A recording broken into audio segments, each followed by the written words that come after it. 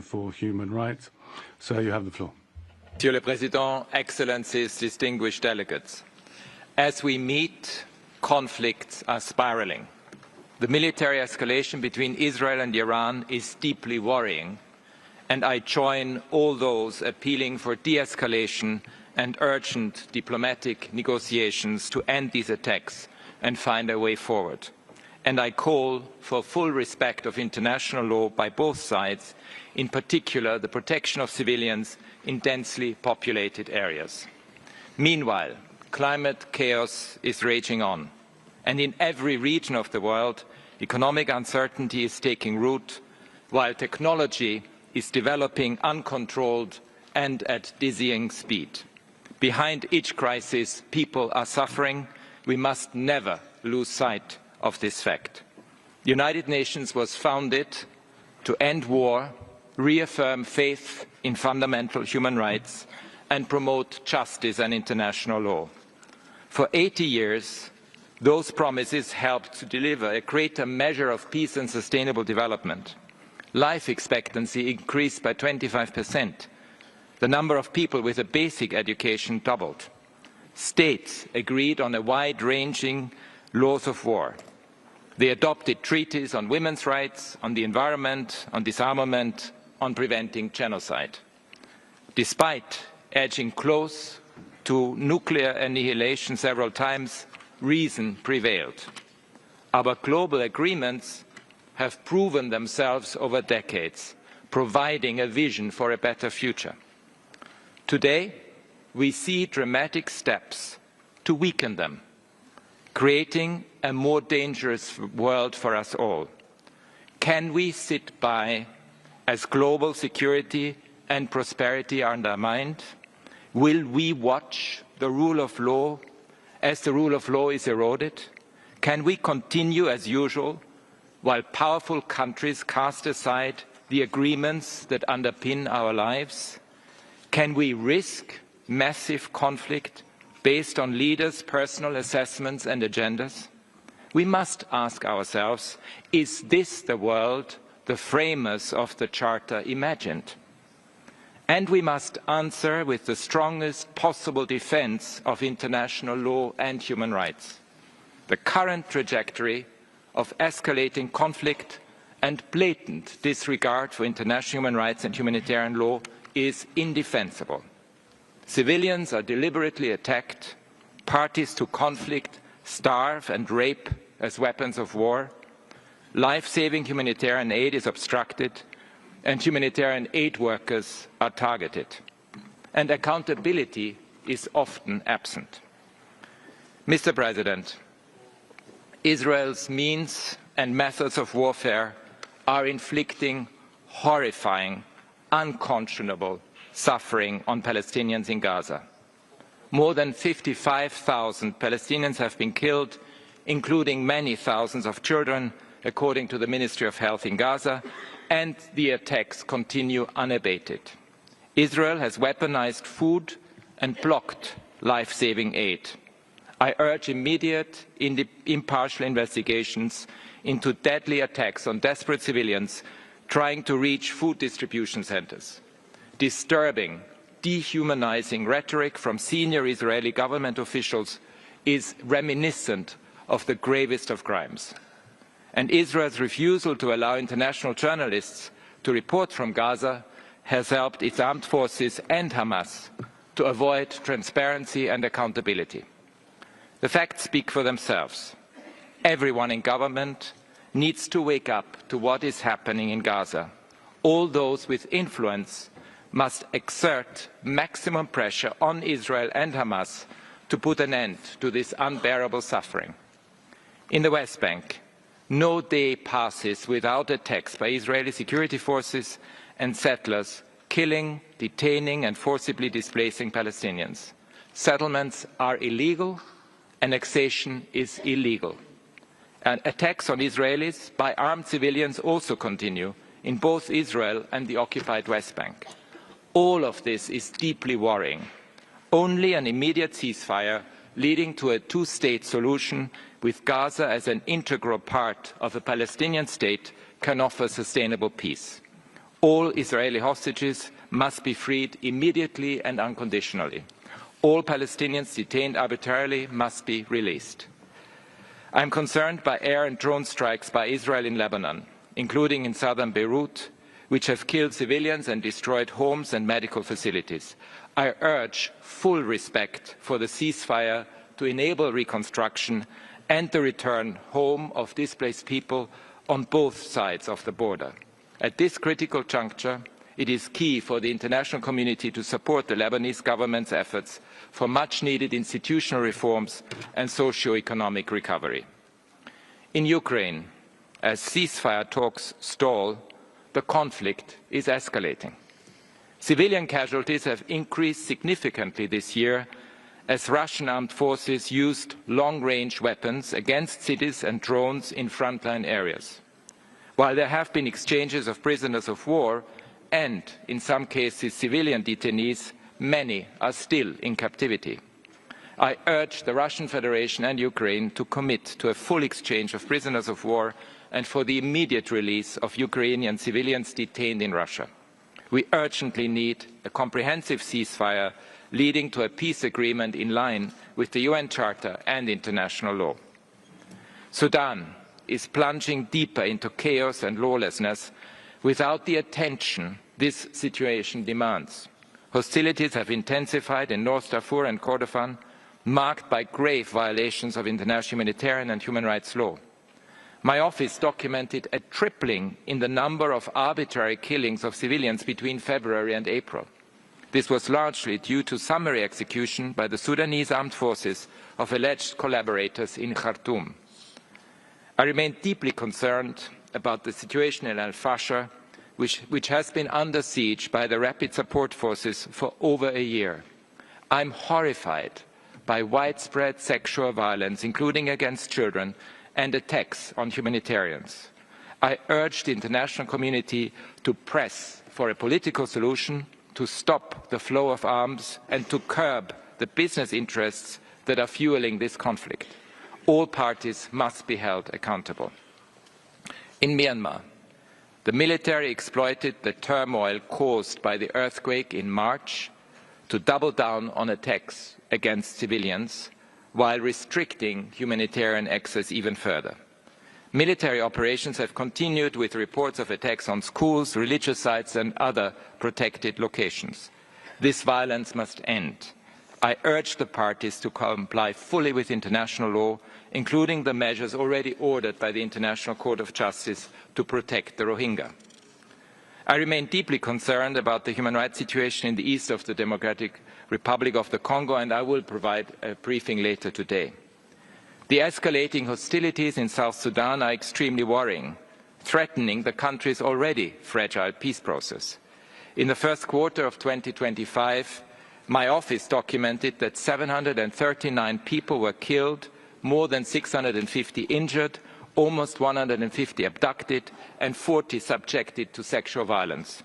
I urge the parties to cease hostilities, resume dialogue, and uphold the 2018 revitalized peace agreement.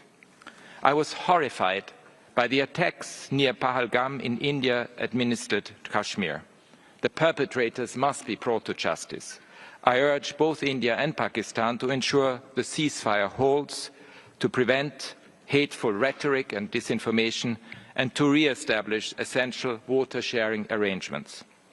I renew my call for the immediate and unconditional release by the de facto Houthi authorities in Yemen of personnel from the United Nations, civil society organizations and diplomatic missions, including 8 of my own staff. These detentions are an affront to the international community.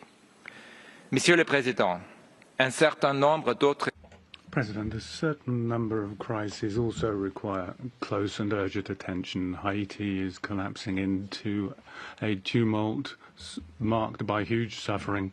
Over 2,600 people have been killed and 957 injured between January and May. The gangs are strengthening their grip on the capital and extending their influence to the regions of the north and the south, killing and raping people and burning houses, schools, churches and businesses. The formation of self-defense groups who are entirely unaccountable is gravely concerning. I hope very much that the judiciary meetings planned in April to fight against or campaign against sexual violence, corruption and other crimes will be established as soon as possible, and I call for a United Nations mission on a multinational basis to support security. Libya is holding by a thread. The confrontations in Tripoli last month led to many civil victims and threaten a fragile reconciliation and peace process. Security forces and armed groups are killing and kidnapping. I'm deeply concerned by the persistence of abuse and the violations of rights of migrants and refugees. And I call on the authorities to investigate the discovery of dozens of corpses in detention centres. In Syria, the announcement of easing and lifting sanctions and the creation of national commissions for transitional justice and disappeared persons are true opportunities. However, I'm deeply concerned by the persistent information of violations of rights of certain communities, and I call for a strengthening of protection and responsibility measures, leading to greater accountability. We await for the outcomes and the investigation into the violence that caused hundreds of deaths in the coastal regions earlier this year. I call on the authorities to ensure that the perpetrators are held responsible in the respect of international standards. A significant presence of my office in the country will be essential to support a transitional justice process and a victim-focused approach. The political tensions in Ethiopia are growing in Tigray.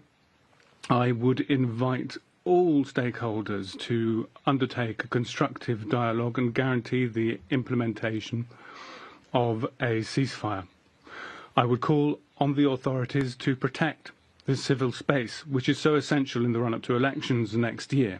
It's essential that an end be put to arbitrary detentions and the intimidation of media professionals and journalists, and that there be full respect for procedural guarantees. A number of other crises also call for urgent attention.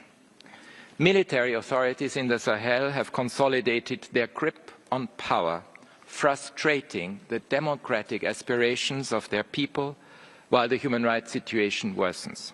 In Burkina Faso, Mali and Niger, thousands of civilians have been killed in attacks by extremist armed groups, and we have also received reports of civilians killed by government forces and their auxiliaries in all three countries.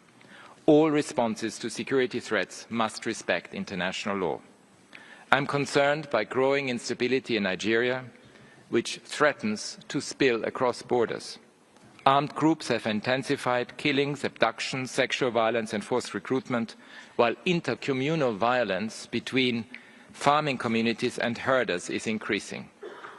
I'm encouraged that the interim government and political parties in Bangladesh are making progress through dialogue. I urge meaningful advances on reforms to create an environment for free and inclusive elections. However, I'm concerned about recent changes to legislation to allow the banning of political parties and organizations and all related activities. This unduly restricts the freedoms of association, expression and assembly. My office hopes to reach agreement and our expanded presence soon. Mr. President, around the world, at least 625 human rights defenders and media workers were killed or disappeared in 2024, according to data gathered by my office. That is one every 14 hours. In many places around the world, civil society and the media are being vilified, harassed and silenced. But it is precisely civil society and the media who hold power to account and must be protected. In a troubling trend, authorities in several countries with upcoming elections, including Cameroon, Cote d'Ivoire, Honduras, Peru and Uganda, among others, are banning public gatherings, detaining opposition leaders, undermining civil society and attacking human rights defenders. I'm closely following the recent developments in Bolivia, and electoral integrity must be preserved ahead of elections in August. Dialogue and respect for the rule of law must prevail. In Somalia, the arrest and detention of journalists and media workers is undermining freedom of expression and creating a climate of fear. Some 26 journalists and media workers have been arrested in Mogadishu so far this year. My office is also documenting increased arbitrary detentions and intimidation of political opponents and media workers in Venezuela following the 2024 elections. I have serious concerns about torture and ill treatment in detention and violations of due process, and I will provide an update on the 27th of June. In Turkey, I am concerned about mass detentions, including of opposition figures on charges of corruption and terrorism. All those detained for the legitimate exercise of their rights must be released immediately. In Georgia and El Salvador, new laws make it more difficult for NGOs and independent media to access foreign funding. This could harm their ability to operate freely and effectively. Similar legislation is under discussion in Hungary, and I urge the government to reconsider it. In the Russian Federation, I remain deeply concerned by the ongoing suffocation of dissenting voices, civil society, lawyers and the independent media. Criminal charges and harsh sentences for people who criticize state policy or legislation are contrary to international human rights standards. During my visit to Serbia last month, I was struck by the courage and resilience of young people who have mobilized for accountability, transparency and the rule of law. Their voices need to be heard and respected. I continue to engage directly with China on a wide range of issues. I am concerned about lack of progress on much-needed legal reform to ensure compliance with international human rights law. I also regret that there has not yet been a resolution to the individual cases we have raised. My office continues to receive worrying reports of violations in Xinjiang, including undue prison sentences, incommunicado detention and restrictions on fundamental rights. In Hong Kong, the continued application of national security laws raises serious concern about the shrinking of civic space. In Tibet, there are ongoing infringements on cultural and other rights. I call for the release of all individuals detained for exercising their rights and to align legislation and policies with international human rights law. Mr. President, social tensions are often rooted in systemic, long-standing discrimination based on race, religion, sex, sexual orientation, gender identity, migrant status, caste and other characteristics. Policies to tackle such discrimination have had important successes in all regions of the world. Some call these DEI policies. I call them standing up for equality. When we look at the pushback against such policies, we see it for what it is, a fundamental misrepresentation that reveals a strategic decision to scapegoat vulnerable groups. Discrimination is neither rare nor random. It is widespread. Across 119 countries, 1 in 5 people reported experiencing discrimination in the past year, according to data gathered by my office. Colonialism's brutal legacy remains. Racism remains a scourge. People of African descent continue to suffer disproportionately from excessive use of force, including deaths at the hands of law enforcement in Brazil, the United States and beyond.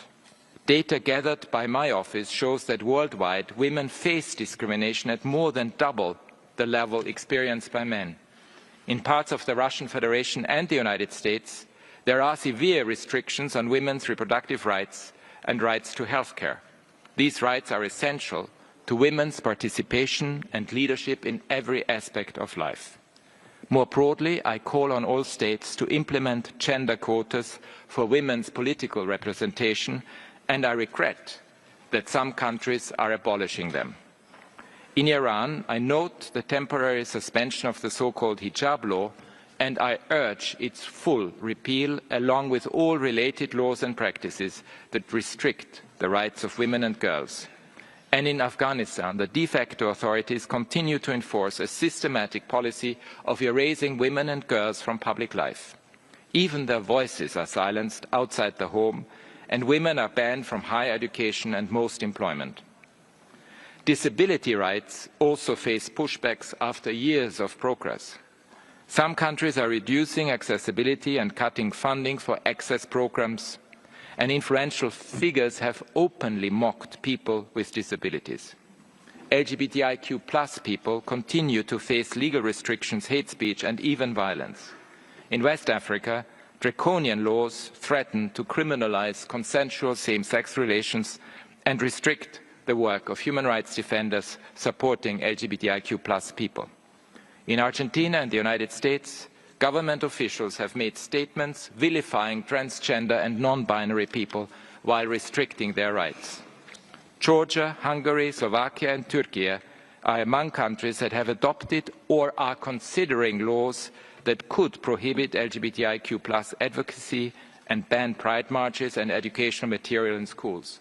In Uganda, the Anti-Homosexuality Act fuels systemic violence and discrimination. At least 70 cases involving 88 victims were documented in the first 4 months of this year.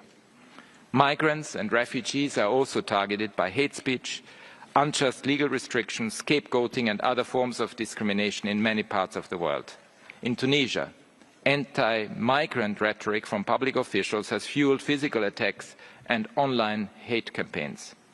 Close to 640,000 Afghans returned to their country from Pakistan and Iran in recent months. More than 250,000 of them were forced to do so. Regardless of legal and documentation status, Afghans forced to return may encounter serious protection risks, especially women and girls who face severe persecution.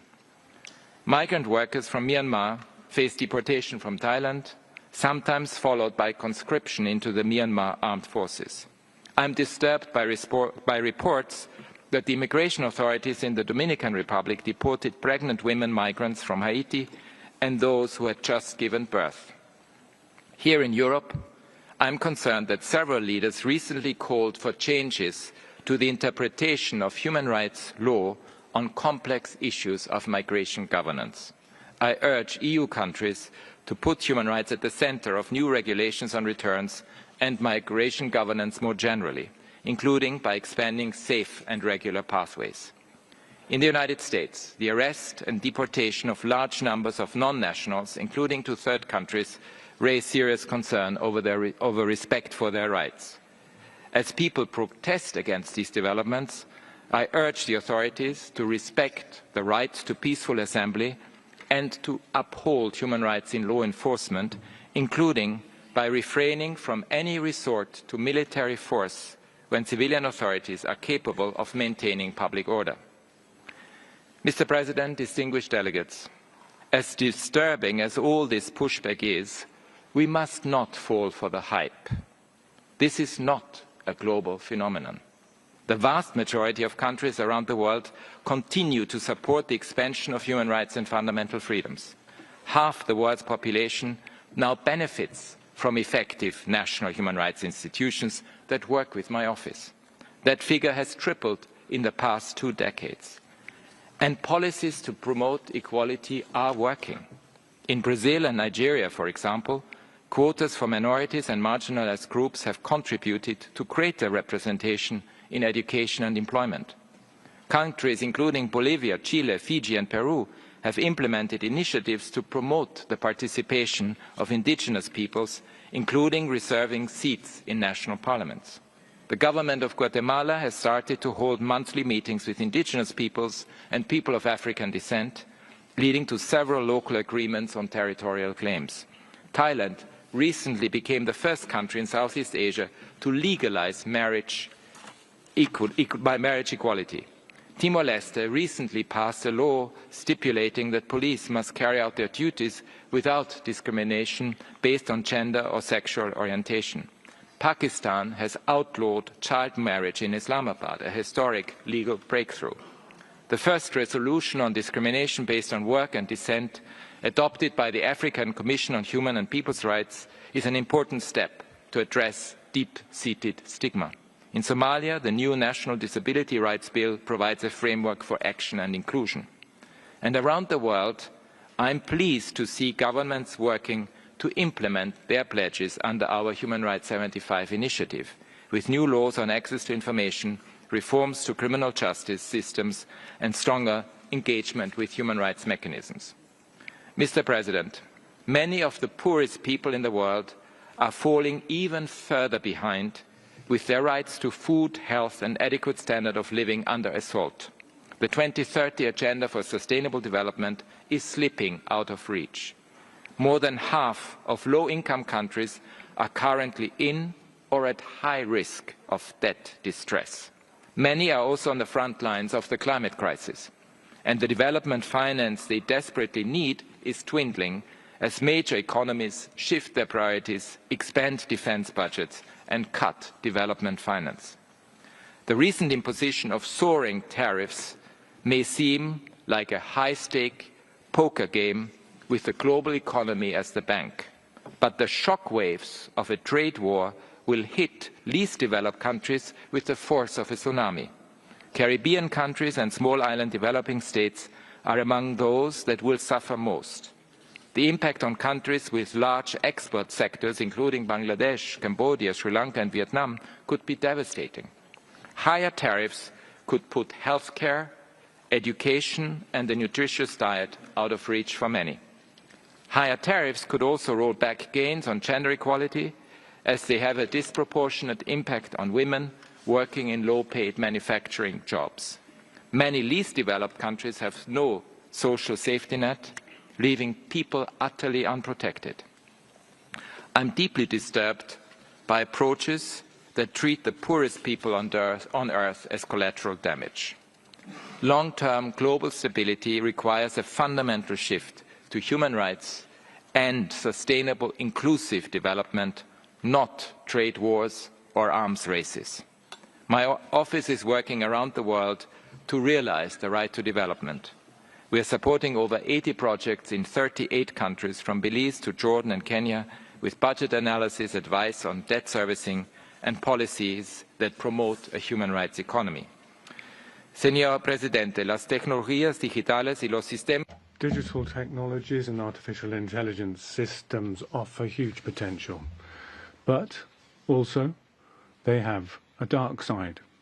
If we don't act quickly, we might lose the battle, and there would be unpredictable consequences for the enjoyment of human rights from that. It's probable that the intelligence of artificial intelligence in military equipment has led already to loss of civilian lives.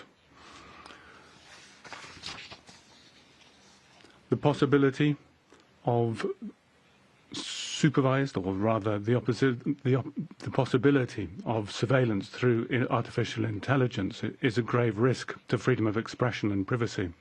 The concentration of the development of AI in rich economies can perpetuate the digital divide and discrimination based on race and gender. Regulating this technology will require transparency. It will require an open mind and inclusion. Human rights point the way, reinforcing the rule of law, establishing clear legal frameworks and broad participation.